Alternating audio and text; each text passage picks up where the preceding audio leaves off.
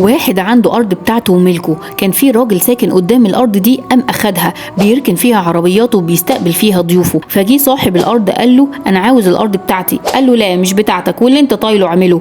قال له خلاص انا هشتكيك في المحكمه. قام الراجل ده راح زور عقود ان الارض دي تبقى بتاعته، وجاب 2 شهود يشهدوا زور على العقد. وقفوا قدام القاضي، قدم الورق المزور والشهود كمان شهدوا. القاضي قال للراجل المظلوم عندك جرح في الشهود دول؟ قال له لا، بس عاوز اقول كلمه، والله انا عارف ان هو عارف والشهود عارفين ان الارض دي بتاعتي وانهم كذابين، وانا فوضت امر فيهم لله هياخد حقي منهم. وقام خرج من المحكمه راح يصلي، لانه عارف ان دعوه المظلوم تسري ليس بينها وبين الله حجاب. ورجع بيته، وهو في البيت سمع دوشه بره جامده جدا. خرج لقاهم بيقولوا ان الراجل اللي اخد الارض بتاعته عمل حادثه هو والاتنين اللي كانوا معاه وتوفوا. ولقى زوجة المتوفى جايه بتقول له احنا مش عاوزين الارض دي.